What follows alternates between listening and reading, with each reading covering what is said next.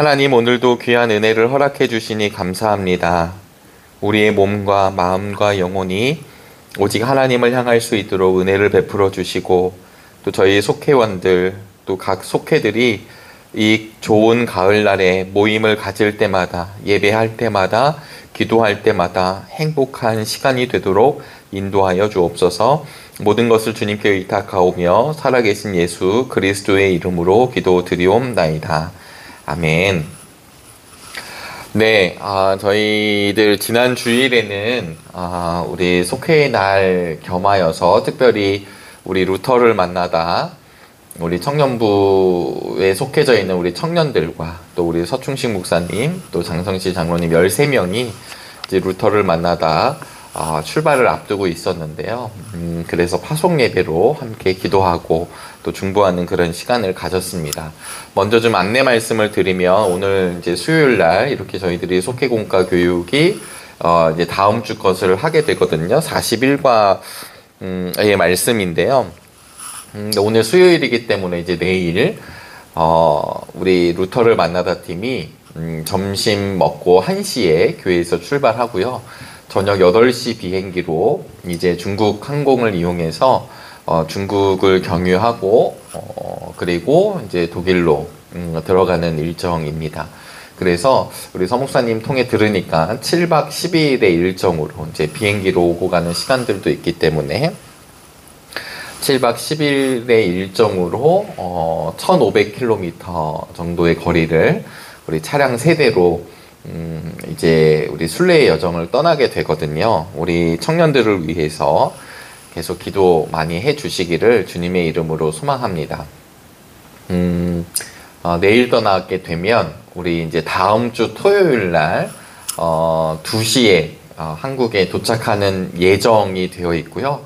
아마 수속을 밟고 짐을 찾고 그리고 인천에서 다시 우리 정릉으로 돌아오는 시간을 하면 그래도 한 5시가 좀 넘지 않을까 이렇게 예상을 합니다. 그리고 이제 주일날 저희들이 10월 둘째 주일날 만나게 되는데 그 여정 동안 하나님이 안전하게 지켜주시는 은혜 함께 나눌 수 있게 되길 바라겠고요.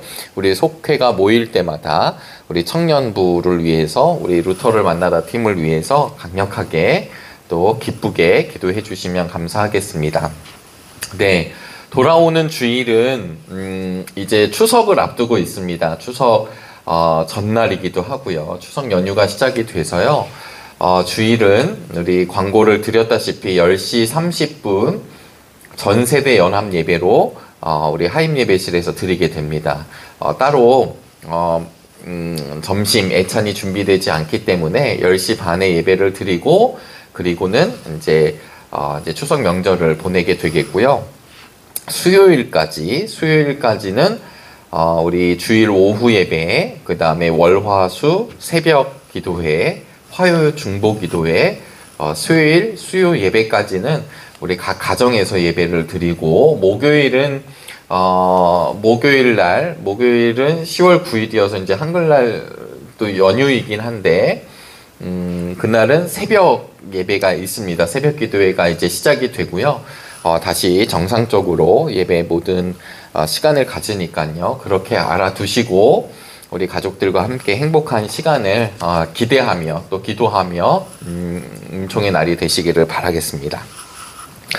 그래서 이제 다음 주에는 아마 속회가 추석이어서 주초에는 아마 모이기가 어려울 것 같고요. 주말로 가시면서 우리 속회들이 모이시면서 우리 41과를 함께 나누도록 하겠습니다. 41과는 우리 이제 말씀의 제목은 신령한 집으로이고요. 우리 이제 베드로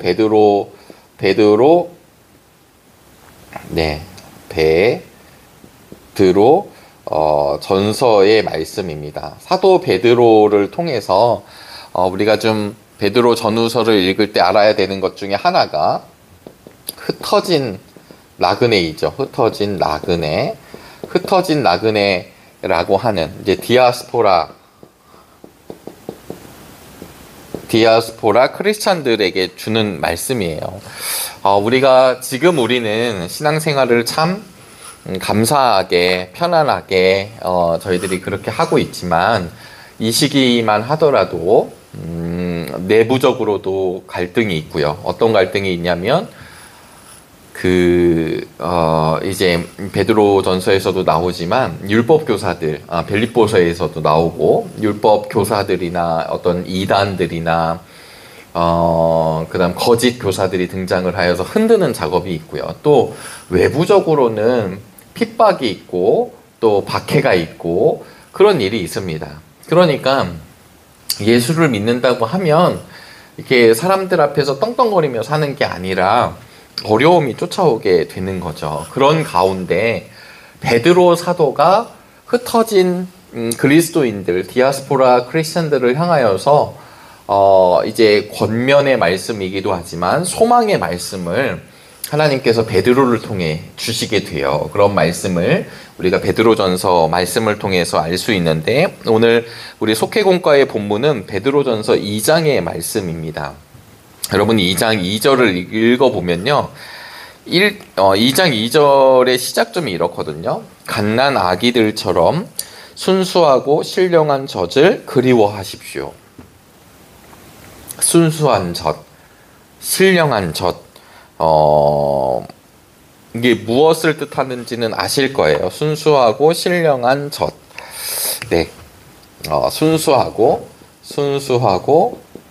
신령한 젖. 네, 이거는 결국은 말씀을 의미하거든요. 그래서 우리가 이 부분을 좀 기억하시면서 오늘 본문을 베드로의 마음으로 함께 이렇게 읽어보시면 우리 속회공과가 조금 더 기쁘게 다가올 거라 여겨집니다. 요즘에 우리 교회에서도 그렇지만 아이들이 출생을 하고 있습니다. 출생을 하고 또 지금 우리 속회공과 교육을 함께 나누는 우리 성도님들도 내 자녀도 경험하셨을 수 있고요. 그리고 내 손주들도 경험하실 수 있죠. 아이들이 큽니다. 아이들이 자라나는 때이죠. 인간이 가장 연약한 지점은 우리 동물들은 바로 막 그 야생에서 살아남기 위해서 어미 뱃속에서 나오더라도 바로 뭐 우리 초식 동물들은 막 일어서서 뛰어다니잖아요. 그래야 사니까요. 근데 이 엄마의 태중에도 가장 오래 있고요. 그리고 또 나와서도 언제까지 애를 키워야 될지 모를 정도로 키웁니다. 그런 의미에서 엄마 젖을 먹어야만 사는 아이를 우리가 한번 돌아보시면, 엄마 젖을 사모하는 이 아이는, 이 아이가 엄마 젖을 어떻게 찾을까요? 학습이나 훈련이나 교육을 받는 것이 아니라 본능적으로 엄마의 젖을 찾습니다. 왜 그럴까요? 이유는 자신의 생명이 엄마의 젖에 달려있기 때문입니다. 이 비유를 드는데요, 이 비유를 다시 이야기해보면 하나님의 은혜를 경험한 성도들은, 하나님이 나와 함께 하신다라는 걸 체험한 성도들은, 하나님이 나를 붙들어 주시고 있다라고 하는 것을 경험한 성도는 반드시 하나님의 말씀을 사모한다는 거예요. 하나님의 말씀을, 오늘 이 시대를 살고 있는 우리는 어떠한가를 돌아보면서도 우리 이 속회공과를 한번 나누면 좋겠습니다. 2장 2절부터가 우리 속회공과의 본문이지만 우리 본문을 조금 더 이해하기 위해서 1절 말씀도 한번 읽어보면 좋을 것 같은데요. 베드로전서 2장 1절, 우리 정릉교회가 새번역 성경이기 때문에 새번역으로 한번 읽어보겠습니다. 그러므로 여러분은 모든 악의와 모든 기만과 위선과 시기와 온갖 비방하는 말을 버리십시오. 1절의 시작이요, 그러므로 라는 말로 시작을 해요. 그러므로 라고 하는 말로 시작한다는 것은 앞을 대변하는 거겠죠. 1장의 결과 그러므로 이렇게 가는데, 아주 우리가 말씀을 보면 그 그러므로는 어떤 말씀의 그러므로이냐면 23절로부터 25절까지예요. 제가 조금 빠른 속도로 읽어보겠습니다. 여러분은 다시 태어났습니다. 그것은 썩을 씨로 그렇게 되는 것이 아니라 썩지 않을 씨 곧 살아계시고 영원하신 하나님의 말씀으로 그렇게 되었습니다. 모든 육체는 풀과 같고 그 모든 영광은 풀의 꽃과 같다. 풀은 마르고 꽃은 떨어지되 주님의 말씀은 영원히 있다. 이것이 여러분에게 복음으로 전해진 말씀입니다. 아멘. 네, 그러므로 이 앞절 23절부터 25절까지를 받아서 그러므로 여러분은 이제 디아스포라 성도들에게 모든 이 악의, 기만, 위선, 시기, 비방하는 말 5가지를 버리라고 이야기하고 있습니다. 그러니까 사실은 이 말씀 우리가 다시 태어났다, born again 이라고도 이야기하고요. 다시 태어남, 네, 이것을 거듭남이라고 이제 이야기하죠. 이 다시 태어난 이유가 인간의 노력, 의지가 아니라는 것을 보여주고 이것이 하나님의 은혜라는 것을 알려주십니다. 그러니까 지금 1장에서 베드로가 이야기하는 것 중에 핵심은 결국은 무엇이냐면 복음으로 전해진 말씀을 통해서 우리가 다시 새로워졌다, 우리가 다시 태어났다 라는 이야기를 하는 거예요. 그러니까 우리의 존재의 정체성을 다시 태어난 존재, 우리 디아스포라 크리스찬들이 어떤 사람이냐, 예수님 때문에, 그 말씀 때문에 다시 새로워진 사람이라는 거예요. 그래서 2장 2절, 그렇기 때문에 우리 악이, 그 다음에 기만, 위선, 시기, 비방 이런 거 버리고, 이런 걸 버리셔야 돼. 이걸 어떻게 버리느냐? 성령이 나와 함께 하시기 때문에 버려지게 된다는 거예요. 버리고 오늘 본문의 시작이죠. 갓난 아기들처럼 순수하고 신령한 젖을 그리워하십시오. 신령한 젖, 하나님의 말씀을 사모하십시오. 우리가 지금 이 땅에 살아가면서 아이가 본능적으로 엄마의 젖을 찾듯이 본능적으로 그걸 찾으면서 울고, 그 다음에 엄마에게 다가가고, 그 다음에 거기를 찾아내고, 엄마의 젖을 찾아내는 거. 우리가 우리의 경험을 살펴보면 우리가 어린 시절을 그렇게 했는지는 기억이 없죠. 그러나 우리의 자녀들, 우리의 손주들을 보면서 아이들이 그 우유를 엄마의 젖을 먹고 무럭무럭 자라나는 그 단계, 그리고는 나중에 이유식을 먹고, 이유식을 먹은 다음에 조금 더 단단한 음식을 먹고, 그 단단한 음식을 먹으면서 때로는 맛이 없지만 영양분들을 섭취하고, 그러면서 우리는 장성해집니다. 우리의 몸이 자라나는 것처럼 지금 가장 신령한 전 말씀을 사모하고 있는가. 그래서 사실 1절에 나오는 5가지는요, 옛 성품에 대한 이야기를 하고 있어요. 악이라는 게 뭘까요? 악의는 남을 해치기 위한 것입니다. 악의적인 거예요. 네. 모든 기만, 이건 예전 성경에선 괴울이라고 했는데요, 함정에 빠뜨리기 위한 계략. 위선은 외식하는 자죠. 겉과 속이 다른 것. 비방, 남이 잘 되는 것을 못 보는 것. 그런 거예요. 그런 것들. 그러니까 결과적으로는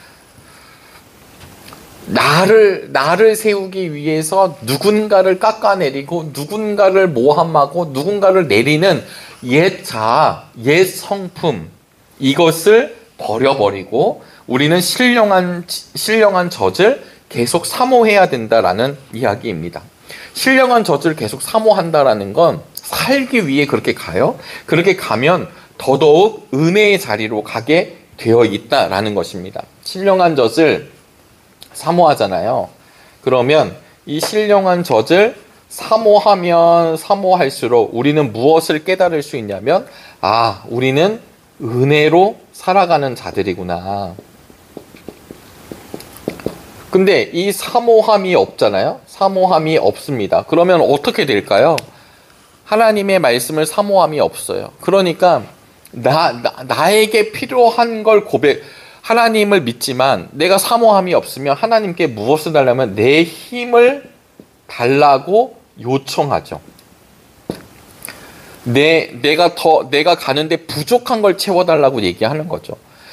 하나님의 말씀을 사모하는 사람들은요, 하나님이 모든 것을 우리에게 베풀어 주셨다.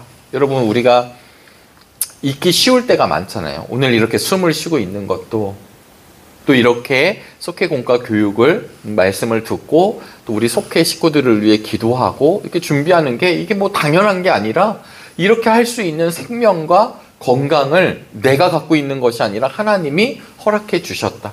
우리의 자녀들이 이렇게 자라남으로 인해서 건강하면 건강한 대로, 조금은 부족하면 부족한 대로, 하나님께서 건강하면 이 아이를 통해서 또 하나님이 하실 일을 기대하게 하시고, 우리의 자녀가 때로는 좀 부족하고 또 건강이 약하고 그러면 이 일을 통해서 오직 힘이 되신 하나님을 붙들게 하시는구나. 우리가 모든 걸 갖추고 있을 땐 잘 알지 못하지만, 여러분 우리가 이렇게 자유롭게 밥 먹는 것, 또 배설하는 것, 이게 건강할 때는 아무런 문제가 없는데 어느 날 내 목에 이상이 있어서 내 목으로 음식물을 넘기지 못한다라는 것을 여러분 한번 상상해 보시면 어떨까요? 제가 전에 사역했던 교회에서 지금 이제 하나님의 부르심을 받으셨지만, 제가 부임하던 그때 제일 먼저 이제 병원 신방을 갔었던 권사님이세요. 디스크가 있어서 이 목 수술을 하셨는데 이게 좀 잘못됐어요. 그러다 보니까 수술하고 난 뒤로부터는 자기 입으로 물 한 모금을 드시지 못했습니다. 그래서 이제 이렇게 음식물을 이렇게 위로 직접 이렇게 튜브를 꽂고, 그래서 그분하고 이야기를 하다 보면 물 한 번 이렇게 내 목으로 축여봤으면, 몸이 약하시니까 교회 한번 제대로 나오시기가 어렵잖아요. 입원해 계시니까요. 그러니까 그토록 갔던 새벽 예배를 한번 참석해서 예배를 드리고 싶은 거, 자유롭게 이 예배에 나오고 싶은 거, 이런 것이 기도의 제목이셨어요. 건강한 사람들에게는 전혀 찾아볼 수 없는.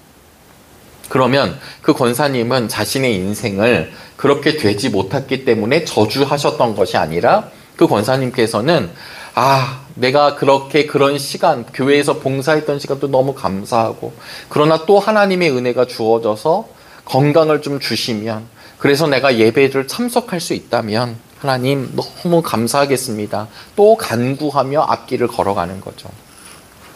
제가 말씀드리고자 하는 것은, 신령한 젖을 사모한다라는 것은 결국 말씀을 사모하는 사람들은 더더욱 은혜 안에 놓인다라는 말씀을 드리고 있습니다. 그래서 2장 3절에 여러분은 주님의 인자하심을 맛보았습니다. 여러분들은 우리 흩어져 있는 성도들에게 베드로가 얘기하는 거예요.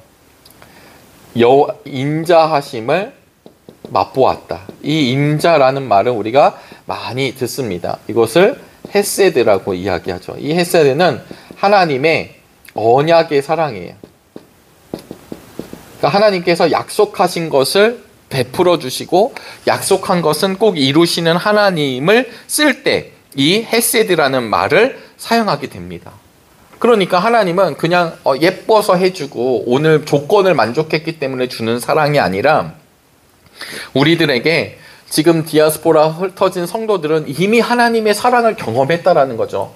예수 그리스도의 그 십자가를 경험했다라는 거예요. 그러니까 하나님께서는 그 인자하심을 맛본 자들은 다시 돌아가면 자연스럽게 신령한 젖을 사모하게 된다. 이런 이야기를 주고 있습니다. 그래서 4절에 주님께 나아오십시오. 그는 사람에게는 버림을 받으셨으나 하나님께는 택하심을 받은 살아있는 귀한 돌입니다. 네, 산 돌에 대한 이야기가 등장하게 돼요. 사람들은 사실 어떤 의미로 보면 우리의 인생은 다 인생의 집을 지어가는 사람들입니다. 우리 인생 가운데 인생을 살아가면서 자신의 집을 지어가요.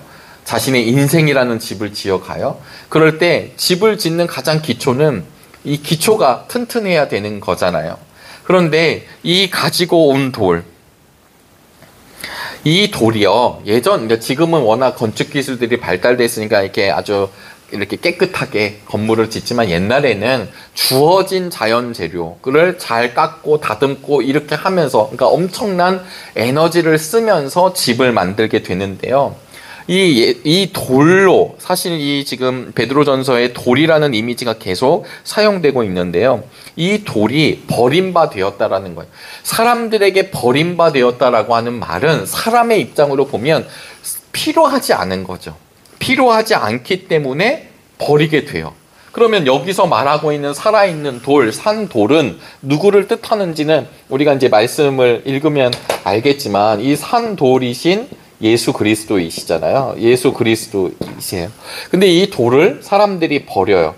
버렸다라는 이유는 뭐냐면 필요하지 않다라는 거예요. 이게 세상의 방법, 세상의 눈이라는 거예요. 예수 그리스도를 만나면 세상의 사람들은 나에게 필요한 돌이 아니니까 버린다라는 거예요. 사람들은 버렸는데 우리 하나님께서는 택하심, 그 돌을 택하시게 된다라고 하는 거죠. 그러니까 여러분 성경을 우리가 좀 읽다 보면요. 예수님의 제자들이 등장을 하는데 특별히 지금 이 베드로를 보세요. 베드로 전서니까 베드로가 이제 기록을 했잖아요. 베드로가 편지를 썼잖아요. 여러분 베드로가 어떤 인물이었나요? 자기의 의지로, 자기의 힘으로, 자기의 성정으로 끝까지 예수님을 내가 절대로 놓지 않겠다고, 나는 예수님을 절대로 배반하지 않겠다고 호언장담을 했었던 사람이 베드로입니다. 불같은 사람, 그냥 아주 들었다 놨다 하는 사람으로 우리가 잘 알고 있죠. 그런 베드로가 끝내 예수님을 배반합니다. 배신합니다. 자신의 유익을 위해 얼마든지 예수님을 버릴 수 있는 사람들이, 세상 사람들도 그러하거니와 제자들이었다는 사람들도 그러하다라는 거예요. 여러분 우리가 예수 그리스도를 믿는다는 것이, 예수님을 믿고 믿음의 성도가 되었다는 것이, 이 시대의 크리스천으로 살아간다는 것이 그냥 남들도 다 가는 길을 걸어가는 것이 아닙니다. 세상은 예수님을 굳이, 예수 그리스도를 굳이 모셔드리지 않아요. 왜냐하면 필요가 없거든요. 내가 사는데 오히려 예수님의 가르침, 하나님의 법칙은 방해가 될 수 있습니다. 아니 좀 속이고 살아가야 되는데 얼마든지 좀 사람들 등도 쳐야 되고요. 얼마든지 내 마음대로 좀 살아야 되고, 얼마든지 내 욕망도 풀어야 되고요. 얼마든지 남보다 높아지고 싶고요. 얼마든지 남보다 더 가지고 싶고요. 그런데 예수님의 가르침이 도움이 될까요? 예수님은 그러지 말라고 그러세요. 심지어 원수도 용서하라 그러세요. 오늘 수요 예배도 우리가 함께 나누었지만 남들을 비판하거나 정죄하지 말라고 그러세요. 내일 일을 걱정하지 말라고 그러세요. 여러분 이런 얘기들을 세상 사람들이 예수님을 모셔드리지 않는데 들으면요, 너무 불편한 얘기 아닐까요? 복음서를 보시면 제자란, 우리는 어떻게 정의해 볼 수 있냐면요, 제자란 예수님을 버린 적이 있는 사람들로도 우린 기억할 수 있습니다. 그런데 중요한 사실은 예수님을 버린 적이 있는 그런 제자들에게, 배반한 제자들에게, 배신한 제자들에게 우리 부활하신 주님이 다시 찾아가 주시죠. 이걸 복음서에서 보여주세요. 여러분 이 단어를 그래서 뭐라고 쓰냐면, 산돌이신 예수님은 우리에게 은혜로 다가오시죠. 우리의 의지나 나의 어떤 정신력, 나의 어떤 내가 가지고 있는 것으로 주님께 다가간 것이 아니라, 제자들도 주님을 자신의 유익, 여기서 유익이라는 거 뭐예요? 손해보고 싶지 않았잖아요. 죽고 싶지 않았잖아요. 몰리고 싶지 않았잖아요. 그러니까 십자가에 달리신 주님을 외면하고 도망갑니다. 예수님을 버렸어요. 산돌이신 그 돌을 버리죠. 왜? 필요가 없기 때문이에요. 그런데 그런 제자들을 부활하신 주님이 찾아가 주세요. 제자들이 찾아간 것이 아니라 부활하신 주님이 찾아와 주셨다. 이게 복음서의 증언이거든요. 그러니까 찾아와 주심으로 말미암아 훗날 이 제자들은, 이제 우리가 속회공과도 하셨지만 오순절 성령의 사건도 있었고, 이제 성령님께서 오시고 이 제자들은 결국 똑같이 예수 그리스도 십자가의 길을 걸어갑니다. 좁은 길을 가게 되고요. 그들은 마땅히 십자가의 길을 걸어갑니다. 왜 갈 수 있었을까요? 이들이 갈 수 있었던 거는 부활하신 주님과 온전한 만남. 그래서 그들의 삶 가운데 신령한 젖을 늘 사모함. 세상의 가치가 아닌 하나님이 택하신 그 산돌이신 주님을 바라봤다라고 하는 것입니다. 결국은 성도라는 건 뭘까요? 우리가 이제 믿는 자이기 때문에 신자라고도 고백하고, 성도, 거룩한 길을 걷는 사람이니까 구별된 사람들이죠. 그런데 결국은 성도라고 하는 사람들은 누구냐면요, 오늘 베드로의 이야기를 따르면 1장 1절에 예수 그리스도의 사도인 베드로가 본도와 갈라디아와 갑바도기아와 아시아와 비두니아에 흩어져 사는 나그네들인, 흩어져 살고 있는 나그네들, 흩어진 나그네들, 결국은 이 나그네들의 이미지는 어떠할까요? 여러분, 흩어져 지금 살고 있어요. 겨우겨우 살아가고 있어요. 초라합니다. 보잘것 없습니다.